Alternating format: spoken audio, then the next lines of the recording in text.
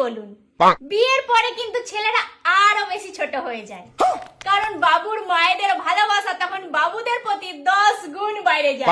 বাবু এটা করবি না, বাবু ওটা খাস না, বাবু বেশি রাত পর্যন্ত জাগবি না, আরো কত কি। বাবুর মায়েরা ভাবে বাবু যে বউটাকে বিয়ে করে নিয়ে আসছে সেই বউটা বাবুর কোনো দিনও যত্নার্থী ঠিক করে করতে পারবেই নাই, ওইটা একমাত্র বাবুর মাই পারবে।